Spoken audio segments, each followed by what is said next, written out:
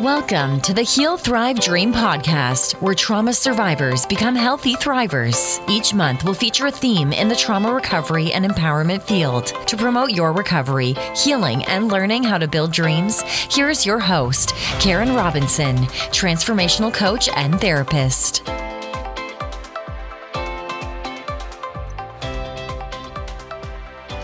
Hello, welcome to the Heal, Thrive, Dream podcast.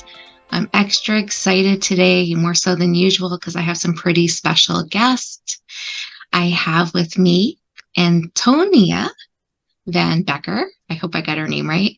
And then Greg Lee. They are a married couple who are also business partners, and they're the founders of Self-Help Institute.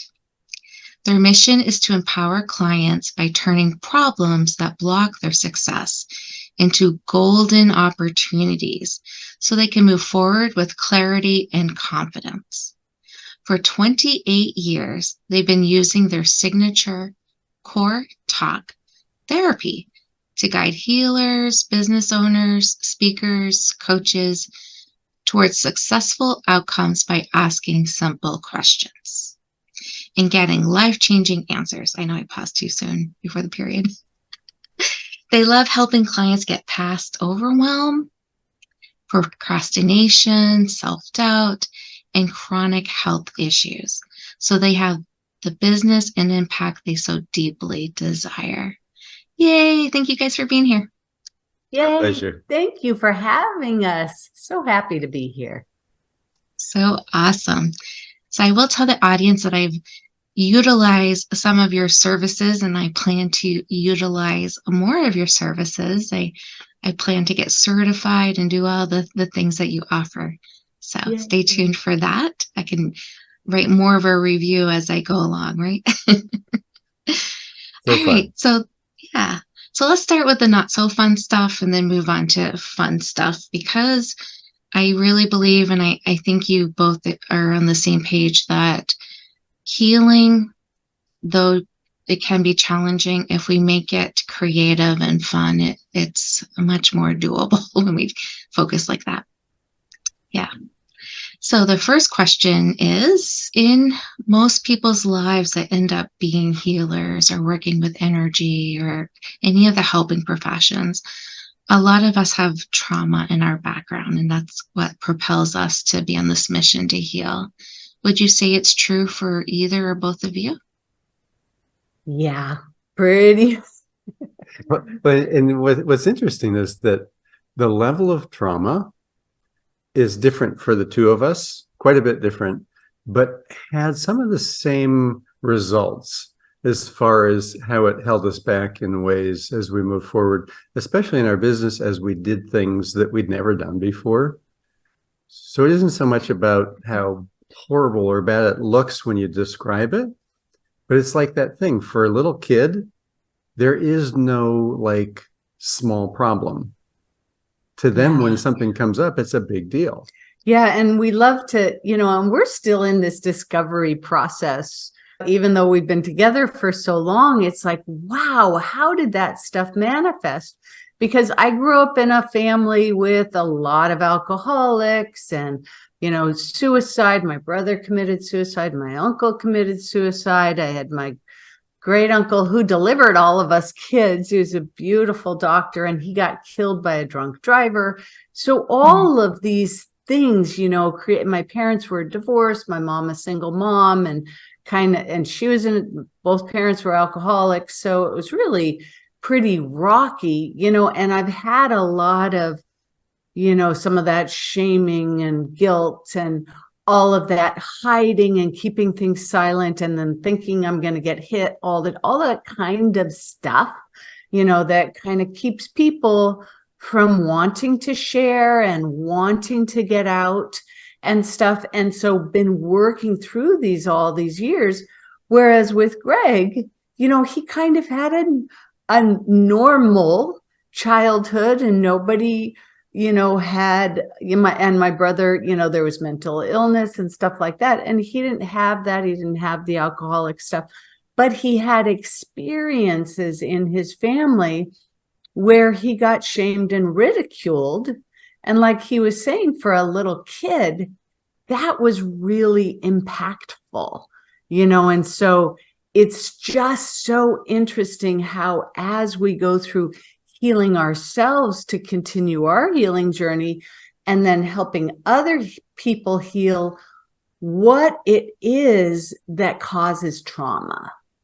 Our eyes are still being opened on a daily basis, and our clients too, because a lot of times we'll do our core talk process and go to a certain age and it was really traumatic and it had a big impact on them, and they'd say, I never would have thought that would be so traumatic for me, but now that I think about it in a different way, now that it's not normalized, because for a lot of people all that stuff was normalized, right? And that's just how life was, right? And that was, oh, you mean other people don't yell and scream at every dinner time? You mean what?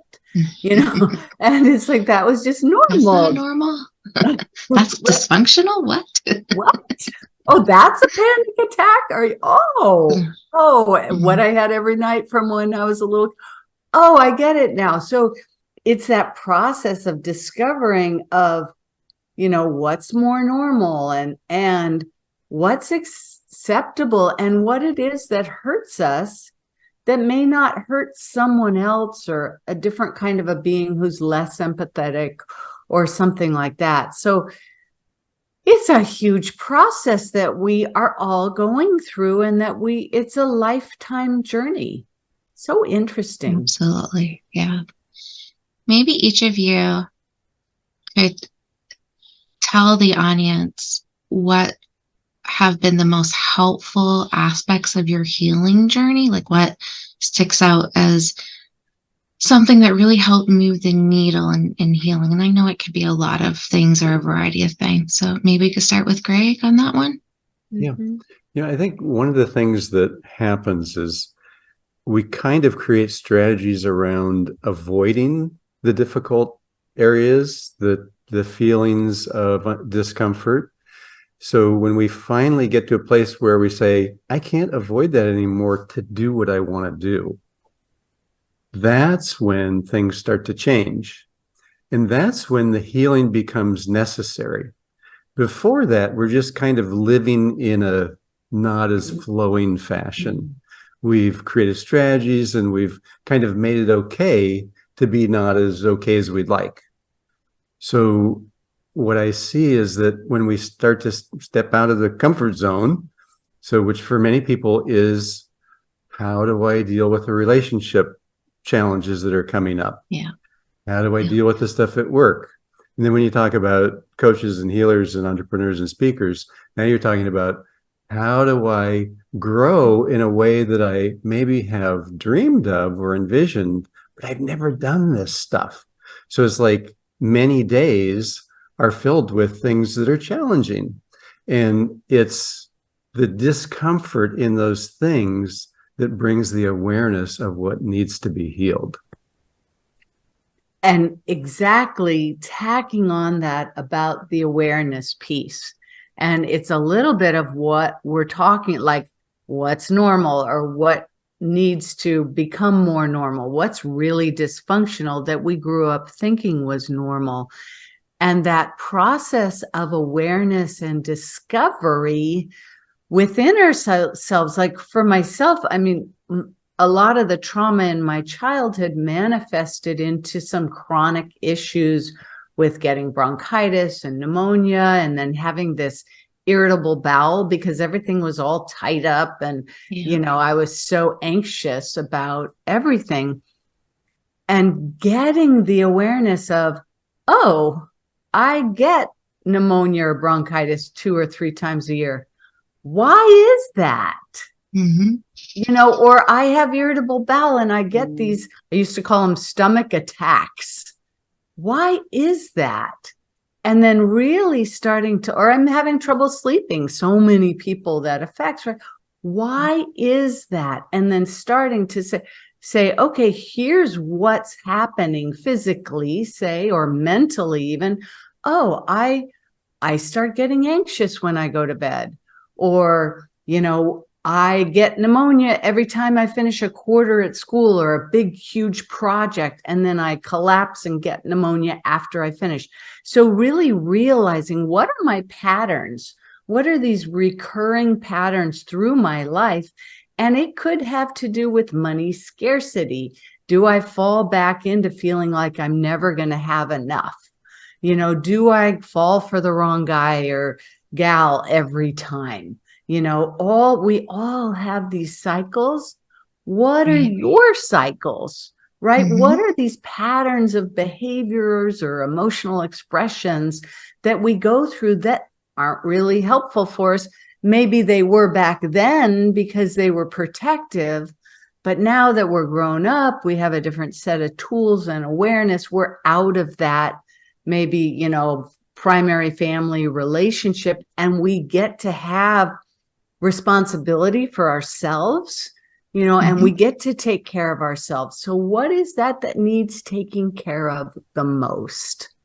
And when I started really looking at what I needed to take care of so I could feel better, then I started tracking, I get really stressed out when this, and this. Okay, how can I lower one of those things? How can I change the next one of those things? And that's been, I got rid of irritable bowel. I got rid of getting sick ever. I don't think you've had bronchitis or pneumonia for years. 15 years.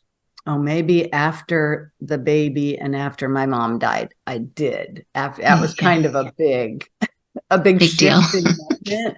And I went to Mexico, didn't get to sleep that much with some girlfriends, and came back, and that was a big deal. So and that's exactly the point, is when we're not, when then we have a whole lot more trauma, those things can return.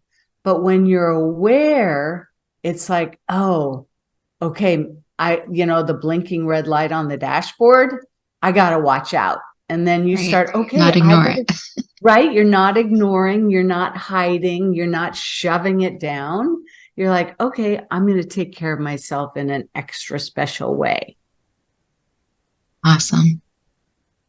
Okay, so this is what I heard, and then we can add on to it if you'd like. I heard that what's been helpful in your healing journey so far is definitely being way more aware, being aware if you're avoiding or not, which is interesting. We did the theme of last month's membership is, I talked about avoidance, right? So, and then I heard that paying attention to your patterns, and I'm thinking not only just thought patterns, but behavioral patterns, and then medical issues, if there's any patterns with that. So lots of pattern identification going on. And then you said one more thing, and it went, after I had that 50th birthday, thoughts come in and thoughts go out really easy now. I think there's one more thing you said that was part of the healing journey. Let's see. What did I miss, Greg? And we're older than you are, so. So was just a minute, right? Right after I said well, I guess what I would add to it, and I'm not sure if this is what I said, but this is what's so important, is being right here. And I usually keep this for the end if you ask for that. And so maybe I'm leading you ahead. Hold the thought then. So being present. Okay. So could we have a comment or two about how energy work is healing, since that's what y'all do? Right. Yeah. So I love how our body is kind of our silent partner. And as we go through our experience, it's experiencing what's happening in a unique way. As we're using our senses and our brain, we're kind of, our brain is really a predictor. That's what it's designed to do. About 80% of its power is used to predict what's going to happen next. So our strategies there are, I've seen this before, what's going to happen now? Whereas our body is in this very deep sense of what's going on. Right now. Right now. So the healing and whatever the reaction to right now is happening more in our body than in our head.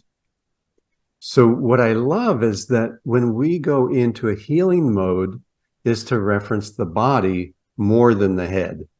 Use the senses. So our modality Core Talk is all about talking to the body And getting to the core of where this information is at. And we find it in the body when we work with ourselves and with our clients. So the real healing is when we can ask the body, what's going on there? Where am I holding back? Where is the lack of flow that I'm looking for?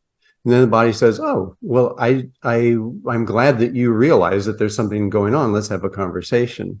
As that conversation evolves, the body says, you're really on to this. This is about this emotion. I agree with you that you're asking me these questions, and you're right. That's the emotion that's stuck somewhere.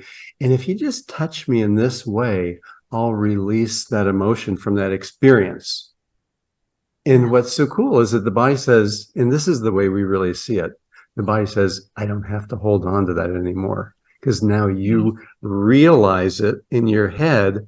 In the library where that book was at, we can now take and rewrite that a little bit, or we can take that out of the stuck file, and you can read that and have access to that.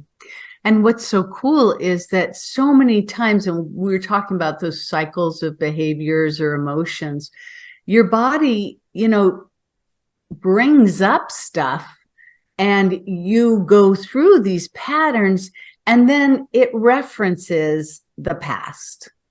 And it's all of that past extra stuck stuff, like all that stuff that happened in childhood and all those memories and thoughts and beliefs that got stuck at that time when there was tons of trauma. And then our body is like, hey, let's deal with that. You're strong, you're healthy, you can do this now. Let's bring it up to heal it. And when you have those conversations, your body's like, yeah, let's use our internal healing system, the meridians and the chakras and all this energy, and let's get rid of the psychic manipulations and clear all this energy in our body so that the flow can be reestablished. We can get rid of the inflammation, whether that's in your tissue or in your thought patterns. We can get rid of all that and get out of fight and flight is the other thing, right? We want to be in this calm homeostasis, right? Where in the moment we can be, oh, I can do that. I got this, and that's how clearing all those references to the past, clearing that stuck energy out of your body, and then being able to, oh, I'm different now. I can actually relate and understand, and these things don't freak me out in the present because I've cleared out all those negative references and stuck energy from those patterns in the past. Right. So I have a question. Of course, right? I'm doing an interview. What a weird thing to say. So my question goes along with, I know I've asked you this question when I worked with you 1-to-1, 2-to-1. And it was about, okay, so I know that energy work, there's science behind it, quantum physics, like we know that. But for a lot of people, it still seems really woo-woo, right? You talked about chakras and meridians. And so for the listeners out there that kind of got lost when you started talking about those, Antonia, and you guys did such a beautiful you guys did such a beautiful job explaining to me when I was having doubts about, is this really going to work for me? You explained it in a way that was like, oh, it helped me integrate the different parts of me that were having doubts about it. Do you remember what you said or what you say to people? Yeah. I think it's a little different for everyone because everybody comes in with a slightly different reference and a different experience of, what they've experienced in life about energy, maybe energy work. Everybody also has a different setting or a different amount of feeling of how they feel, what they feel in their body. Because even people who are seasoned healers many of them, if they're really seeing things realistically, when you say, so do you feel energy? Kind of. Do you see energy? Some people see energy. And of course, there's all of the scientific proof where you can actually capture it in taking photos with certain types of cameras that, and this has been for 40 years now that they've been able to scientifically prove that there's this energy field that's around us. And then it's all about when we go and manipulate or, create movement in that energy field, or when it's blocked, do we feel it? And then people many times are at all different degrees of how much they feel that energy. And it's a practice of discovery and of feeling over time. It's kind of like, if somebody were to say, do you feel when you get angry? Yeah, I feel when I get angry. But if somebody's angry all the time, it'd kind of be like, I don't know, what do you mean? What do you mean? So that then when you talk about, am I in the flow? Is my body flowing? Am I, can I feel my chakras? So these things are all kind of what we want to look at is the result. So when we work with somebody, and even when we work online, because people feel the energy when we do healing online, and most of our healing work is done online. So what's interesting is that we can have somebody, for example, we'll run your bladder meridian down back of your body and the kidney up the front, and people will immediately say, wow, I feel different. They don't really know exactly what happened. And it's kind of like when you eat food, I'm not hungry anymore. I feel good. I feel like I could go do something now. I don't really know exactly how my stomach digests that and what happens when it goes into the small intestine, but I can feel it. Yeah. And then if you really want to get down to, how this all kind of capitulates in life of, do I need to feel it or not? Just hold your breath for a while. And all of a sudden your body will say, you must breathe. And you will feel the difference between when you were breathing and when you weren't. Yeah. So it's like energy is the same. As we pay more attention to how we breathe, we feel it more. Well, and just to add kind of the more nuts and bolts as far as, talking about our energetic healing system that we have in our body that is documented and that has been documented for thousands of years, actually. And so not a new thing. Not a new thing. And what's really cool is that it's documented in all of the major cultures and countries of the world. So like in Egypt, there's sarcophagi that have the meridians. It was a mummy in a sarcophagus that was tattooed with all the meridians on it. At about the same age as when the Chinese were the red book. The green book. The green book. The green book was written, which was this download of all the meridians and the emotions connected with it and how they affected the body. And the chakras so all of different cultures across the world had this information about our internal healing system.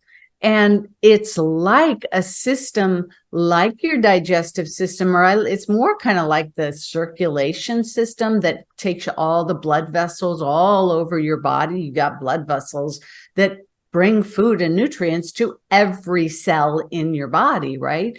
And the meridians are just like that.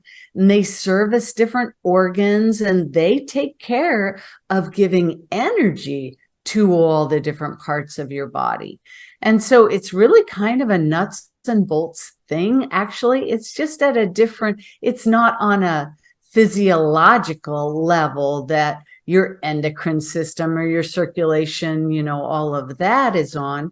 It's on an energetic level. And has a physiological effect. Yes. On the cellular and composition of your body. That's what's most important. And that's our jam, is how do you work with that energetic system to have those physiological and emotional positive results when you clear out that energetics, so that everything can run the energy more freely, which is what you need in your lungs, right? To be able to breathe and get the nutrients. All parts of your body need to have more flow, less congestion, less inflammation. Beautiful. Does that sound about right? I think you gave me a better explanation this time, so that's cool. Oh, good. I mean, more in depth is probably what I should say, more in depth this time. Okay. So I'm wondering about a book. Have you guys thought about writing a book? Is there one on its way? What's happening with that? Yes. I think it's out or nearly out at the time that people are going to hear this podcast. Yeah. And it's called Be Full of Yourself. I And love that. so that, contrary to the popular belief that being full of yourself is a bad or rude or stuck up situation, we believe that being full of your energy, being full of your true desires and genius and all the things that make you your beautiful self, you want to fill yourself up with that and get rid of everything that isn't you. And when you're really full of yourself, that's when your expression of yourself, that's when it shines out of your eyes so that people can see you and they can go, oh my gosh, I want to work with this person, or I want to be with this person. They can really see that. And so it's actually has a lot of, there's a workbook that's with it and a journal, and you can really go through this process of discovery and awareness. And how can I be more full of myself and get all those nasty voices and other people's energy out of my body so that I can express the real me? Aha. I have to say, I'm really excited about reading it. Yay. That sounds awesome. So because of time, I'm a big book bibliotherapist. I just love books. And so because of time, though, just each of you giving, I know, just pick one. And it could be for fun, it could be for healing, it could be business, self-development. What is the book title that has meant the most to you? Oh, okay. Each get That's to do a one. Different question, because I have one that I'm reading right now, which is a good, and I'll just throw that out. It's Mary Morrissey's Brave Thinking. And it just, I was in her program. Oh, there you go. And she has a beautiful book, and I'm just reading that right now, and I love it. As far as the most impactful, do you have an idea on that? I have one. Go for it. No, you go for it. I'll think. So impact. Yes, that's so there's ways that you look at things. I would say the book that would be most impactful as far as the way that you look at things and something that really makes you think differently is a book it's called I Am That. And Matt? I Am That. THAT. I Am That. Yeah. And it's one of those, I find these books when I go to the bookstore, and I'll look down the aisle, and it's like the book is the only book in the world at that moment. And I walk over to it and I pick it up. So this is one of those books where I was just directed. It was on a huge table of books at a Chopra event. It's an old book. And I picked it up, and it's a transcription of Sri Nisargadatta. And he would have people come to his, what was kind of like a mini ashram. Not really. It was in the ghetto in Bombay. And they would sit and they'd ask him questions. And this book is all those questions and the answers. And it's very interesting. Each one of the discussions is about 2 pages. And he gets to the end, and each time is kind of the same type of response, but it goes through all of this iteration. These people asking, oh, what should I do? How do I blah, blah, blah, deal with this in my life? And then you get to this very simple piece at the end. Which is usually about awareness. And yeah. No, it's like The Secret. When I read that book, I was a little pissed off because I'm like, I already knew The Secret. Really? Is that your experience too with that book? Yeah. Yeah. And sometimes with, you know, people's courses too. It's like, that's what it is. It's so funny. But I do have as far as a big impact, and we have all our students read this, is The Big Leap by Gay Hendricks, right? And can I have another one? Because I love books too. We'll have to ask Greg if you can. Can she have another book, Greg? I do. Is this fair? I don't ask him. Well, I don't ask permission. That's awesome. Oh, he loves Eckhart Tolle's Power of Now. Power of Now. He's doing his. And then my other one is Positive Intelligence by Shirzad Chamine. Positive Intelligence. And that he has a whole program. He's in San Francisco, which is in our geographic area. And that's a beauty. You can become a certified. I knew this was going to happen. Yeah, I'm sorry. See, that's why we have, this is in every room. I have the same issue. Okay, but I'm out of paper. Okay. Oh, okay, we're done. I'm done. We actually are getting a whole book list up on our website that's like our. I was going to ask. Because there's a lot out there, you know, sleep and, you know, all of these things. Yeah. Well, I love it. So I won't complain about you offering more book recommendations because I think it's very valuable. So before we end too, I want you to take a moment to tell the audience about the workshops that you do pretty frequently. I think there's a couple that you do a few times a year, because then that way when this is live, maybe one of those will be about to start and maybe they could sign up for it. Sure. Yeah. We do 2 workshops. One is really designed for people who are very spiritually grounded in their business or want to become more spiritually grounded. We call that one Activate Your Success. It's really about, how do I get the stuff done that I keep procrastinating? And, you know, how do I use Core Talk in a daily way to, you know, really get to my goals, really get to the action that I want to take? So that one's really neat. And we kind of offer a shorthand of our Core Talk in that one, Activate Your Success. And the other one is called Unleash Your Inner Healer. And this one goes deep into our Core Talk, healing all the pathways of energy in our body and how to, and it really is like the beginning of how to use energetic healing in your life for yourself and then for your clients also. And we have healers who go through that, but it's great for anyone who wants to get deep into healing and how to energetically address what's happened in your life. Beautiful. And for listeners who really love listening to the two of you talk, what's the best way to reach out to you? Best way is to go to our website, selfhealth, HEALTH, Institute.com, and get a free goodie there. Because when we have things like the switch where you learn how to change things that are happening in the day so you can be more productive, or 3 powerful ways to tap into your body's wisdom, where you get kind of our download of how to start this healing process. And when you do that, you jump into our community and you really can be in touch with what we're doing. And then contacting us directly to our information is there to get to us directly. Self-Health Institute. And Tonia, I didn't forget about circling back to you, which is in itself miraculous. So you had a goodie tidbit tip about presence. I would love for us. And also you get the last word because you're the woman of the hour. So you know, tell us now what you're going to offer.